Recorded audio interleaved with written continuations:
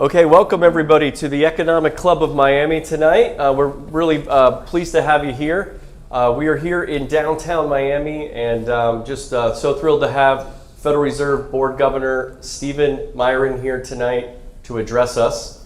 He is actually now the fourth governor of the Federal Reserve Board to address this club, actually in about the last 13 months, so that's great.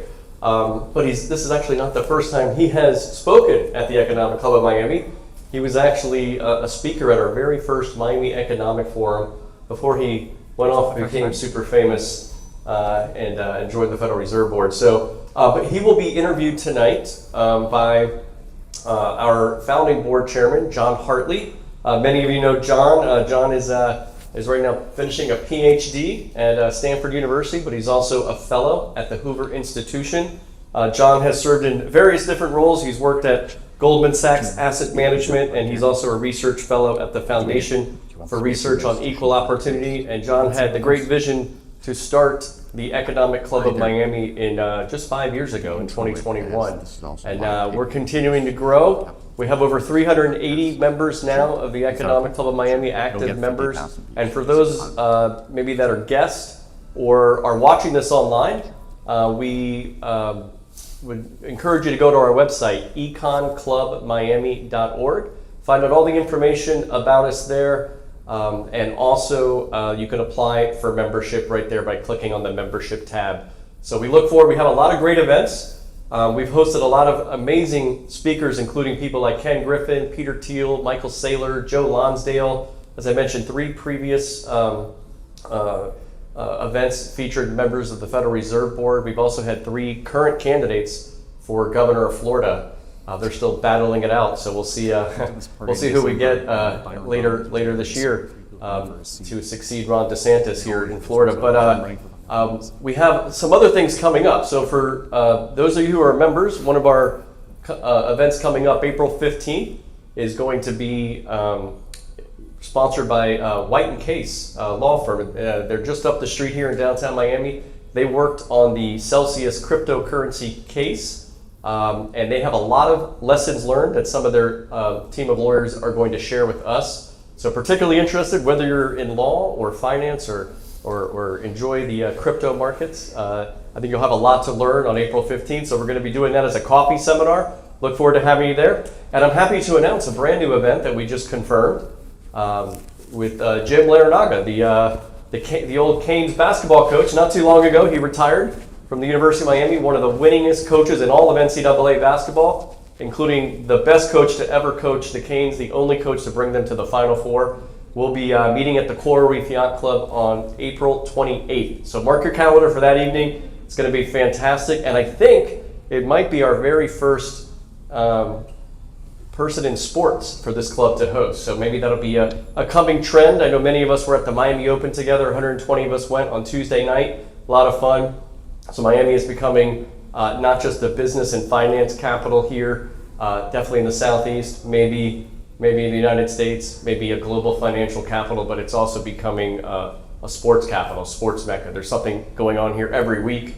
Just last week, I know some of you were at the World Baseball Classic. I had a friend of mine who lives in Orlando text me and said he turned on the TV and saw people again, I don't know how many people, 50,000 people or something at that game, and said, is it just a party in Miami every week? I said, pretty much. When I was a kid, it was always just on South Beach. Now it's just everywhere. But anyway, I just want to turn the attention now to our speaker, Federal Reserve Board Governor Stephen Miran. He took office as a member of the Board of Governors of the Federal Reserve System on September 16th, 2025, to fill an unexpired term ending January 31st, 2026. Although he's still there. It's past January 31st, 2026. Prior to his appointment to the board, Dr. Miran served as chairman of the Council of Economic Advisors under President Donald J. Trump. He previously worked as a senior strategist at Hudson Bay Capital Management and a senior fellow at the Manhattan Institute for Policy Research. From 2020 to 2021, Dr. Miran served as senior advisor for economic policy at the U.S. Department of Treasury. He worked in financial markets for a decade before joining the Treasury. Dr. Miran received a BA in economics, philosophy, and mathematics from Boston University, and he earned a PhD in economics from Harvard University. And we're so glad to welcome him back to the Economic Club of Miami. Dr. Miran, please come up. Thank you.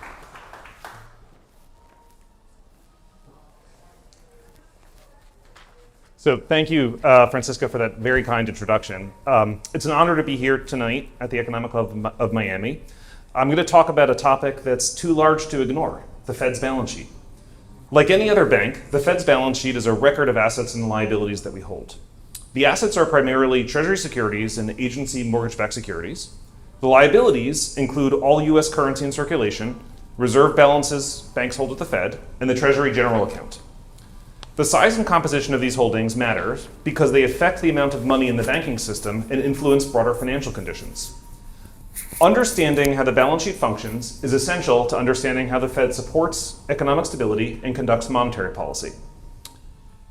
Today, I will discuss the various regimes under which the Fed has operated its balance sheet and explain why, in my view, shrinking the size of the balance sheet is desirable.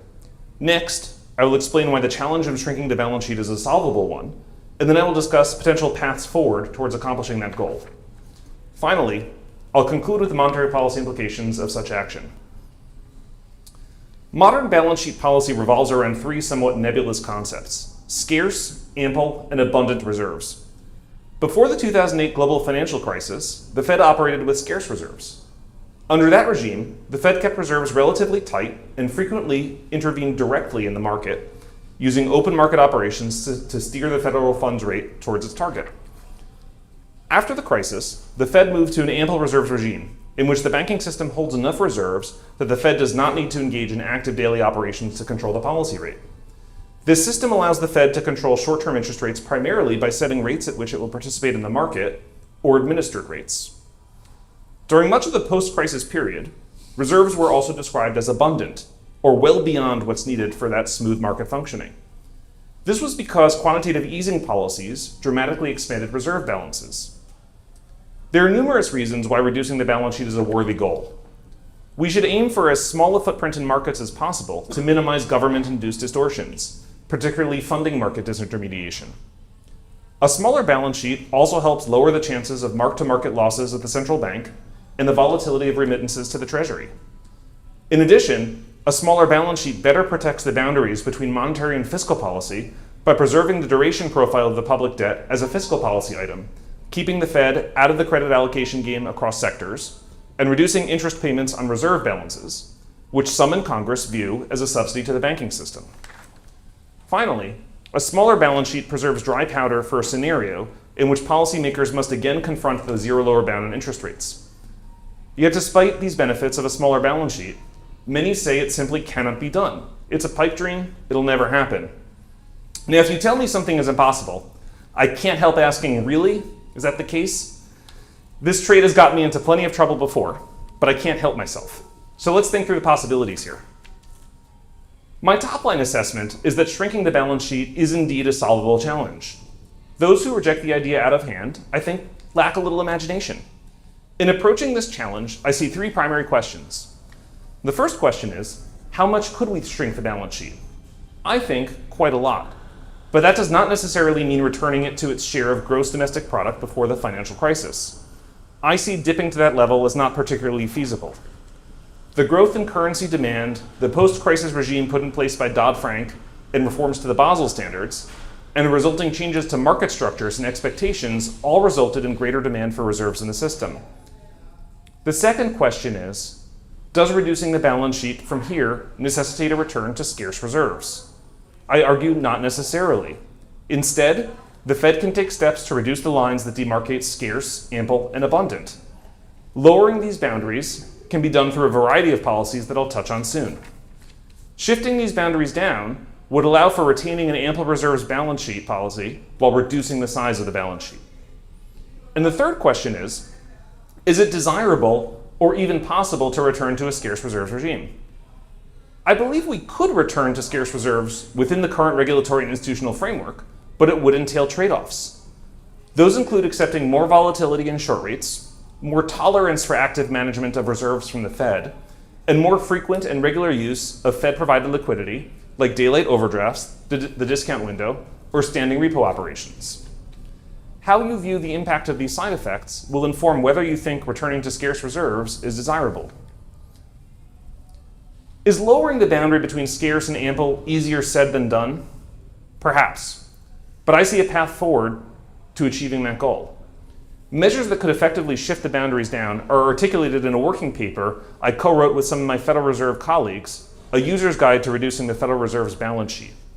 These actions include the following steps: easing liquidity coverage ratio and related requirements, bounding internal liquidity stress test expectations and related resolution planning liquidity standards, destigmatizing the standing repo operations, discount window usage, and daylight overdraft usage, engaging in more active open market operations, particularly around quarter ends and fiscally significant dates, making it easier for dealers to absorb securities, making alternatives to reserves like treasury securities more liquid and attractive, and conducting policy with a slightly higher effective federal funds rate relative to the interest rate on reserve balances, conditional on a given target range. That is only a sample of the steps that we could take to reduce the size of the Fed's balance sheet. There is much more in the paper, and I encourage you to review it. To be clear, both in the user's guide and in these remarks, I'm not advocating any specific step. I'm simply listing options that we were able to identify so that if and when the time comes, the Fed will have some tangible actions we can take to move in that direction. Each option will require its own cost-benefit analysis. Even if Fed policymakers were to opt to return to scarce reserves, taking steps to reduce reserve demand will make it easier to do so and allow the balance sheet to shrink further while minimizing downsides. Some of the options I listed, like destigmatizing repo operations, the discount window and daylight overdraft credit, or conducting temporary open market operations, will also improve the state of the world in a scarce reserves regime. My own lean is toward reducing reserve demand, but retaining ample reserves. But it's not a firmly held conviction. Let's return to my first question. How much can the balance sheet reduce if you're going to reduce the balance sheet? As I said, the pre-crisis level is not a realistic benchmark, so instead I'll offer two alternatives. First, after the conclusion of the first round of QE, the balance sheet was about 15% of GDP. It's possible that this level of the balance sheet was needed to accommodate the liquidity requirements of the financial sector before the second round of QE and subsequent asset purchases began scaling up the balance sheet for the purpose of achieving our dual mandate goals rather than financial stability as the first QE program was. Or, before the start of open-ended QE in 2012 and 2019, before the pandemic, the balance sheet was about 18% of GDP. This level, in theory, reflects the liquidity needs of the banking sector as the scope of Dodd-Frank and Basel requirements became clear before the launch of open-ended QE. It also reflects the scope of possible balance sheet reduction after the crisis but before the pandemic. This level incorporates some of the so-called ratchet effects on the balance sheet, but not the ones incurred since the pandemic. Loosely speaking, this range could reflect $1 to $2 trillion of balance sheet reduction from current levels, numbers that are reasonably provided in the user's guide without needing to return to scarce reserves. Of course, the optimal size of the balance sheet is a subject that warrants much more serious work, and it's possible it's better to scale the balance sheet by a financial variable like bank deposits rather than by GDP. I don't aim to settle this question today. The tools identified in today's user's guide would unlock substantial room to further reduce the balance sheet, which I would like to see. However, in a scenario in which the Fed is shedding securities from its balance sheet, policymakers also need to ensure that financial markets can absorb those securities with minimum disruption. The most important thing we can do will be to go slowly. It is hard to overemphasize how important this is. It also means allowing securities to mature rather than selling them outright, which would realize losses on the Fed's balance sheet. I could imagine selling our securities if we saw them trading at a profit, but not otherwise. Some other steps in the user's guide might make it easier for the market to digest securities from our balance sheet. Now that I've outlined some ideas we expand upon in the user's guide, I'd like to conclude my talk with a few thoughts on how balance sheet operations can affect the economy and monetary policy. I principally see that happening through two channels. The first is through the supply of money and liquidity, the liability side of the Fed's balance sheet, in a classic monetarist sense. Reserves are high-powered money, and increasing their supply is an expansion of the money supply. The second is through what economists call the portfolio balance channel, or the asset side of the Fed's balance sheet. To expand on this concept, at a given set of prices, the private sector has a fixed capacity to absorb additional financial risk, including interest rate risk. The Fed's removal or provision of interest rate risk to the public will therefore affect the private sector's willingness to take financial risk overall. All else equal, reducing the balance sheet has contractionary effects for the economy through both channels. Contractionary economic effects of balance sheet reduction can be offset with a lower federal funds rate, so long as we are not at the effective lower bound. It is therefore likely that a resumption of balance sheet reduction warrants additional reductions in the Fed funds rate relative to baseline projections. However, putting magnitudes on these effects is challenging, and I'm not going to attempt to do so today. In closing, the benefits of reducing the size of the Fed's balance sheet are clear and, in my view, achievable. The Fed's balance sheet can shrink, but policymakers should first take steps to make sure they are successful. I've laid out some of these possible steps today and offer further details in the user's guide. Each of those steps is likely to have some costs and benefits and will have to be duly studied and calibrated. Implementing these steps before beginning to reduce the balance sheet means that it will be some time before we can begin, if we decide to go ahead. Based on my experience with how government navigates the Administrative Procedure Act, this process is likely to take well over a year once the decision is taken to proceed. It could take several years. That timeline would dictate when the Federal Open Market Committee decides to begin reducing the balance sheet and studying how to implement these changes, including giving markets guidance on how new mechanisms will function. And once the process begins, I would counsel a slow pace of reductions to ensure the private sector can absorb all the securities shed off of our own balance sheet. I'm excited that all of this can happen, but if or when it does, I expect it to proceed slowly. Thank you again to the Economic Club of Miami for the opportunity to speak here this evening, and I look forward to discussing with Jon.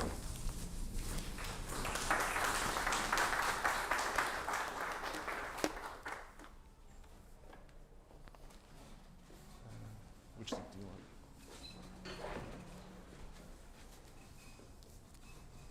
I think this is working. Okay. Thank you, Steve. That was an excellent speech. So this also happens to be a live recording of the Hoover Institution. This is also all right. All right, we'll do a take two here. This also happens to be a live recording of the Hoover Institution's Capitalism and Freedom in the 21st Century podcast, the official podcast of the Hoover Institution Economic Policy Working Group, where we talk about economics, markets, and public policy. I'm Jon Hartley, your host, and today my guest is Steve Miran, a current governor of the Federal Reserve Board. And he's just written this very excellent and very interesting paper titled A User's Guide to Reducing the Federal Reserve's Balance Sheet. And Steve just outlined in his speech some of the key highlights there, but I really want to spend this conversation really digging in and asking Steve some questions about this. So, Fed's balance sheet, something that grew to be about $9 trillion in the aftermath of COVID. We entered this phase of abundant reserves or no longer having scarce reserves following the global financial crisis. The Fed's now tightened its balance sheet to around $6.7 trillion. In your paper, you've outlined a number of items that would essentially allow the Fed to reduce the balance sheet further. First off, where do you think, and I want to sort of get some numbers because you've got some great numbers in your paper. What do you think the sort of terminal size of the balance sheet, or how low can the Fed go right now in absence of some of the changes that you've spoken about, whether it's some regulatory changes around some Dodd-Frank provisions around holding treasury securities with banks, or destigmatizing the discount window. Where do you think that floor is right now for the Fed balance sheet? And if the Fed were to make, or if there were to be various policy changes that you've outlined made, how low could the Fed then potentially go in your mind? So thank you. Look, we are expanding the balance sheet now, and I voted to resume reserve management purchases in December. I supported that policy. And that's because conditional upon the current institutional framework, the regulatory framework, the implementation framework, we had run into area approaching scarce reserves in December. And so if we were going to maintain an ample reserves framework, we needed to start reserve management purchases and increasing the quantity of reserves in the system and increasing the balance sheet. Now, what I've tried to do in the paper and in the speech is to provide a set of options for reducing reserve demand so that we don't have to keep increasing our balance sheet like this and we can go back to shrinking our balance sheet, which to me is the right approach. Now, once we undertake those options, those steps, I see $1 to $2 trillion of potential reserve reduction while retaining ample reserves, which sounds like a good range to me in terms of thinking of reduction. But that's the type of thing that would have to be weighed by the committee in the future in terms of what they wanted to do and how far they wanted to go. Great. Well, speaking of the committee in the future, the Fed Chair nominee Kevin Warsh has spoken in the past quite frequently about how the Fed could potentially move back to a scarce reserve system. When he was a Fed governor, he was at the Fed when the Fed transitioned from being scarce to ample. In your paper, in your speech, you say that you lean toward still being more ample than scarce, but I'm curious, how strong is that lean on scarce versus ample? So, as I said in the speech, it's a weak lean, it's certainly not it's very far from a hill I would die on. It's not even a hill I would take mild wounds on, I don't think. Part of the reason for that, there's two reasons for that lean. One is that we have ample reserves now, and if we have a path to remaining in ample reserves but reducing the balance sheet by up to $2 trillion, it seems if something's working reasonably well, but you can reduce the balance sheet, then it doesn't necessitate an institutional change back to scarce reserves. It seems like less work, and so that seems like a positive to me. The other reason is that we still do live in a world with Dodd-Frank and Basel, and I do think that you could have scarce function in a world of Dodd-Frank and Basel, but there's some more questions in my mind. So it's a weak lean, and I could be talked into scarce, but that's sort of my thinking at the moment. And because we're sort of still studying this subject, I could imagine my thinking on it evolving as we continue to do more research. Got it. So scarce reserves hypothetically possible, but obviously would need Congress to act sort of outside the purview of the Fed to get there. I want to talk a little bit about the paper in particular. You outline a number of items on the liability side of the balance sheet that could minimize distortions around shrinking the balance sheet. These are things related to sort of proper functioning of repo markets and things like we mentioned before. Some of the discount window and so forth. But what about the asset side? There's also this sort of risk as well of potentially as the Fed's winding down the asset side of the balance sheet, selling Treasury securities. If it did this too quickly, maybe it could enter sort of a taper tantrum 2.0 situation.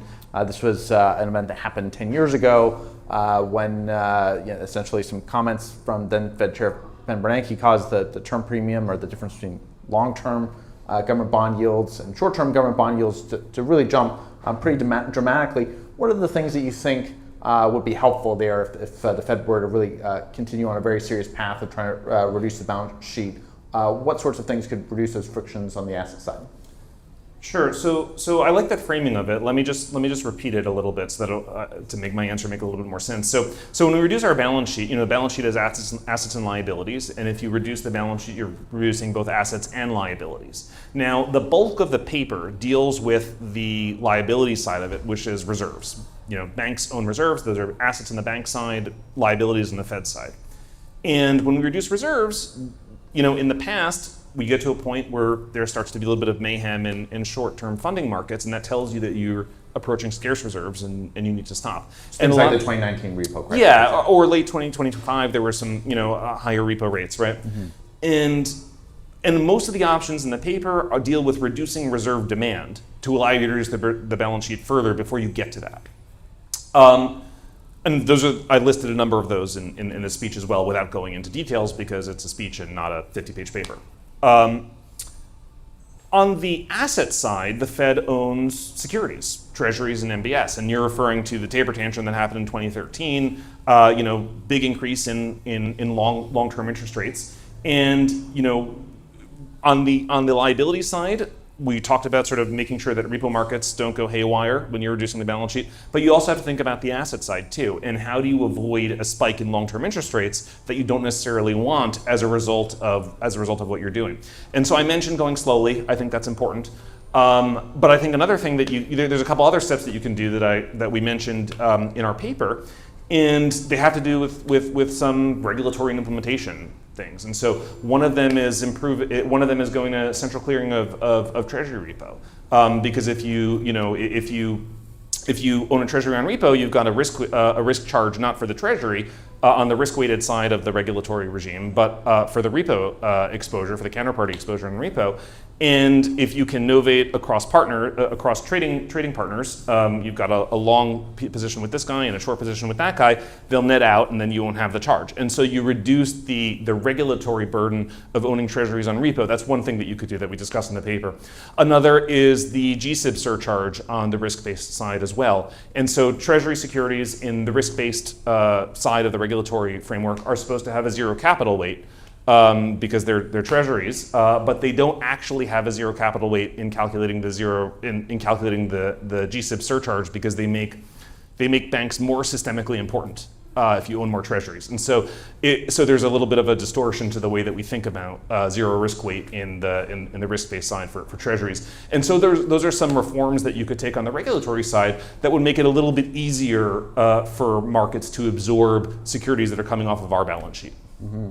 I know academics like Gerald Duffy and others have talked about centrally clearing treasuries as well. A lot of very interesting ideas in this paper. I think it's a very bold paper that we rarely see from Federal Reserve governors. So I commend you for making a bold stab at answering attempting to answer a very difficult and very important question for the Fed. I want to talk a little bit about inflation. We're still above 2% inflation. We have a war and engagement in Iran. The Strait of Hormuz still appears to be closed. Oil prices have been volatile. What do you see underlying inflation over the next 12 to say 24 months? And does Iran in any way sort of change some of your, prior comments on how easy monetary policy should be, or should this maybe just be viewed as sort of a one-time shock that passes through and sort of ignored by policymakers as just a supply shock? How do you think about these sort of recent developments? Sure. So I still see underlying inflation as gradually moving down towards target over the next 12 months, let's say. I think underlying inflation is remaining very well behaved, and with the labor market on a very, very gradually loosening trend for 3 years now, it's very difficult for me to imagine that changing. Now, the oil shock, of course, is very real. But the way that oil shocks work when you think about inflation is they boost the price level pretty quickly. Gas prices move up pretty quickly, right? Or airline fares move up pretty quickly. Anything that's really tied to oil in a very, very powerful way tends to move up very quickly. But monetary policy hits the economy with lags, with long and variable lags. And most people think that those are 12 to 18 months. And so what happens with an oil price is it lifts the price level pretty immediately because it feeds through into gas prices and other stuff immediately. But then unless there are second round effects, then you don't have inflation as a result of oil 12 to 18 months out. Inflation 12 to 18 months out is pretty much unaffected.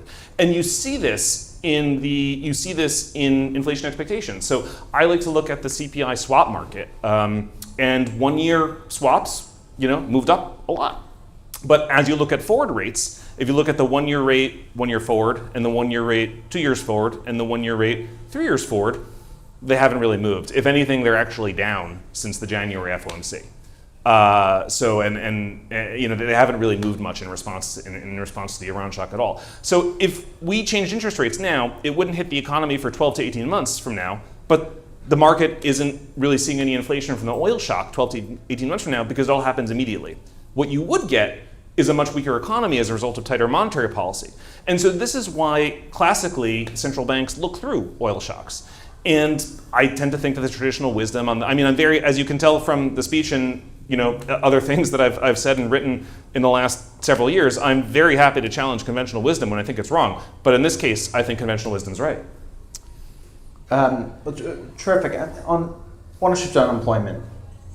Unemployment's sort of been in between sort of a 3 and a 5% handle in the past few years. It's sort of inched up little by little, but hasn't really. It's still very low compared to the long run post-war time series. How tight is the labor market right now in your mind? How close are we to what you might call full employment?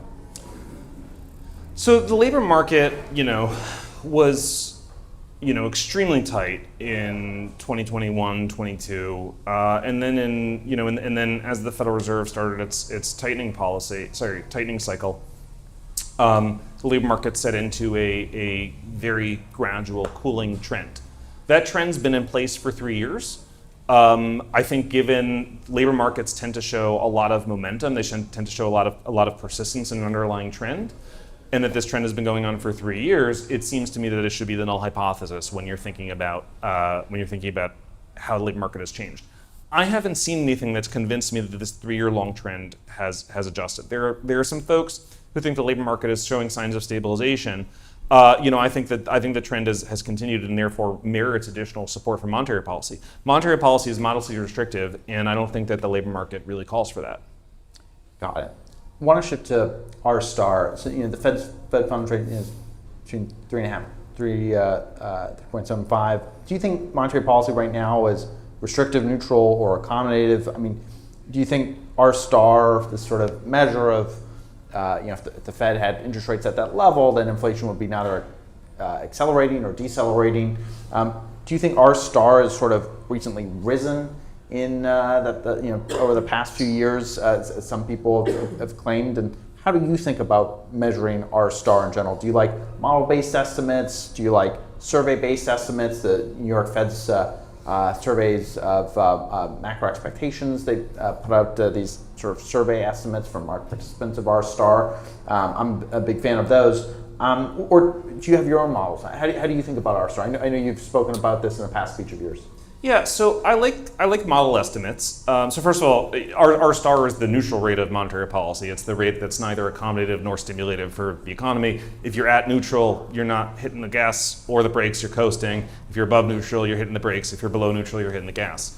Mm-hmm. And it's a very difficult concept to measure. It doesn't, it's an abstraction. It doesn't exist in the real world. I can tell you the interest rate on a treasury bond. I can't tell you, I can't go out and sort of find R star. It has to be estimated, right? Mm-hmm. And so I tend to like some of the time series methods for estimating R star. However, they take quite a while, I think, often to update, and the world changes more quickly than they can arrive at new estimates in some cases. And so I like to sort of start with that and then sort of adjust it with salient things in the economy that I think are of first order importance that have changed. And so what I'll do is I'll sort of start with that, and I'll think about something like, and I've talked about this a lot, think about something like population growth, right?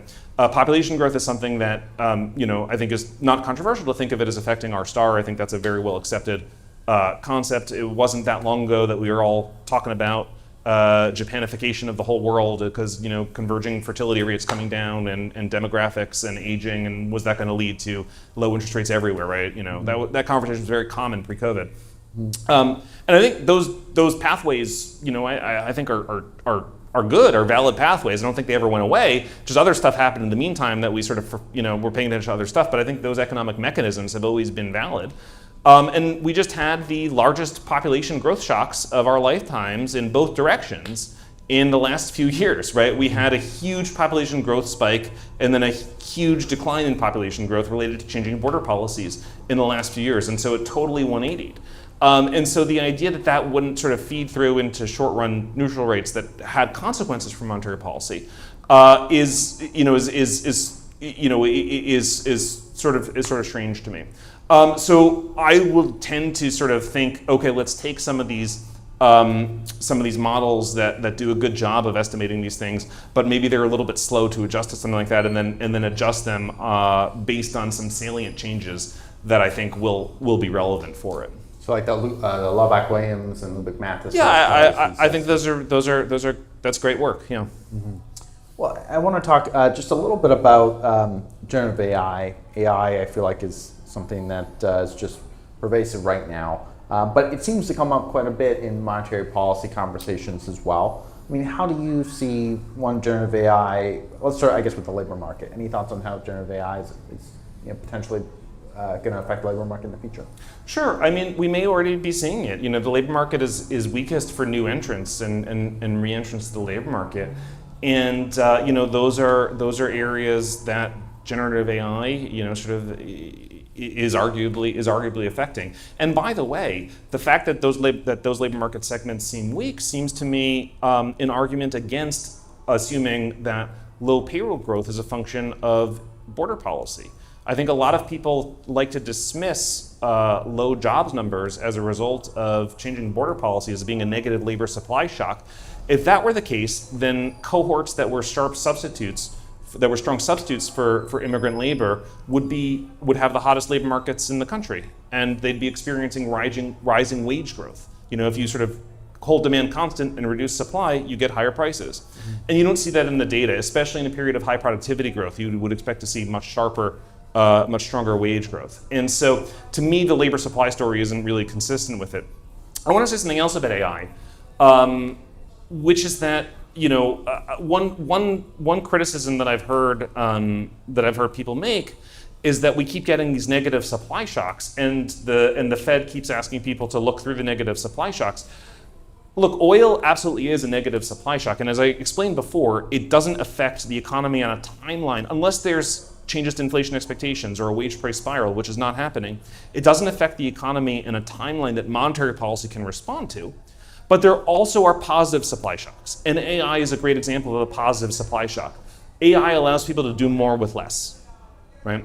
It boosts productivity, it reduces barriers to entry, it allows people to produce more with fewer inputs. That's a positive supply shock that really matters for economic growth, for inflation, for unemployment, and for monetary policy. And all of that is really something that's very important that I think we need to take into account. Another positive supply shock is the change in the regulatory environment. I gave a speech in January in Greece in which I looked at the modern literature, some of which is by your Hoover colleagues, Patrick McLaughlin. I looked at the modern literature on trying to quantify the regulatory code, and there's people like Patrick and Joseph Kalmenovitz who do very good work using modern AI and machine learning and quantitative methods to reduce the regulatory code to numbers that you can then study. Mm-hmm. And I used this literature, and I calculated that the deregulatory shock that's been ongoing since last year would weigh on inflation by about 0.5 point per year over the next 2 years. Now, there was a Federal Reserve research paper that was published a couple of weeks ago by two Fed staff economists, Danilo Cascaldi Garcia and Matteo Iacoviello, who, using an entirely different quantification method and an entirely different empirical method, came up with did similar estimates of the deregulatory shock we're living through. And if you apply their model to the size of the deregulatory shock that they estimate, it causes about a 30 basis point drag on inflation, reduction in inflation per year for the next 2 years, right? So I estimated about a 50 basis point persistent drag. They estimated about a 30 basis point persistent drag. I think those two are within noise of each other. I wouldn't reject 30 basis points as being outside of the confidence band, given the uncertainty in these things.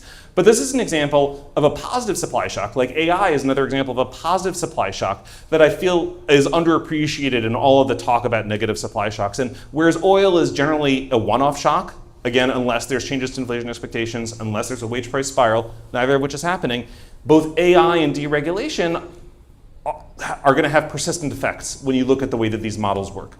And so as a result, these are things that I think are going to be pushing out the supply side. And we all know there's supply and demand, and if you hit the gas on demand while you're holding supply constant, you get inflation, right? If you push out supply as well, you're not going to get inflation. So I guess taking it all together, would you say that AI will push the neutral rate down or up in your mind? No, so AI definitely pushes the neutral rate up. Mm-hmm. And so, so I gave a speech on my view on the neutral rate in September. It was the first speech that I gave as a member of the Federal Reserve Board. And in that speech, I described a number of policy changes that I thought had pushed around the neutral rate. And a lot of them brought the neutral rate down. Things like population growth, things like reduced fiscal deficits due to tariff revenue. AI is something that pushes the neutral rate higher. Deregulation also pushes the neutral rate higher. by improving productivity. Positive supply shocks will push the neutral rate higher because they improve the return on capital. Now, in that paper, I started at what I thought was a very high neutral rate, and then I applied sort of changes from population growth and increased fiscal revenue, decreased national borrowing, and then I came down to a low level. So I started probably at the top end of the range of my colleagues, and then I ended up at the bottom end of the range of my colleagues. But in neither case was I above them. But I baked AI into my sort of starting point, or I tried to. That's fascinating. And I guess now that you bring it up, any just thoughts on fiscal? And we often talk about, in your paper, you actually mentioned this idea of sort of regulatory dominance. We'd love to hear a bit about that, because we often hear about fiscal dominance, monetary dominance. There's a lot of takes right now about the size of the federal debt. It's obviously been ballooning over sort of many decades, and not just in the U.S., but many countries, Japan being one of them. How does that, in your mind, sort of affect the sort of constraints of central bankers? Sure. So look, in the long run, we need to get our fiscal house in order. In the shorter run, I think that I do think that tariffs have started raising revenue that change some of the trajectories in the short to medium run. Now, I don't see them solving the very long-term budget issues, which of course matter for the interest rate market and for things that matter to monetary policy and R-star. And the economy, but I think in the short term, in the medium term, those dynamics have definitely changed. So if you expect about 1.33 points of GDP of additional revenue from tariffs, or per year over the course of a decade, I think that's a pretty powerful reduction in the deficit. Also, better productivity growth, better GDP growth also improves the deficit because revenues will grow faster than outlays. And so between the two of those, I think it's not far-fetched to think that the primary deficit can get better by a couple points of GDP, which of course, again, does not solve our fiscal problems on a multi-decade timeline, but it will ameliorate those problems over the course of coming years, right? So I do think that this is an area for important work, but I think things have gotten somewhat better in the recent past too, and I think that's starting to be evident in the data. And so if you look at the time period after tariffs were implemented, if you look at calendar Q2 through Q4 of 2025 versus calendar Q2 through Q4 of 2024, you see the deficit starting to come in. Now, not all of that is tariffs, not by any means, but it's come in by hundreds of billions of dollars. And so I think that is worth acknowledging. Mm-hmm. Yeah, and I guess there's some possibility of refunds, but of course, the administration's said they're going to reinstitute these tariffs using 232 and 301 and other methods. This is really such a fascinating conversation, and it's a real honor to have you, Steve. Really, I know your term is already expired, and that Kevin Warsh has been nominated to replace to be put into your seat. At which point you'll leave, but it wouldn't surprise me at all if you're renominated to Jay Powell's seat when he leaves, potentially shortly after. But really, this has been a fascinating conversation. I think your paper is again very bold in talking about Fed balance sheet reduction. It's a topic that caused massive consternation in Treasury markets in years past with the taper tantrum and obviously the repo crises of past years, but I really admire you for trying to take it head on. I really want to thank you, Steve, for coming. And again, this is a live recording of the Capitalism and Freedom of the 21st Century podcast, an official podcast of the Hoover Institution, where we talk about economics, markets, and public policy. I'm Jon Hartley, your host. Thank you so much for joining us, Steve. Thank you so much for having me.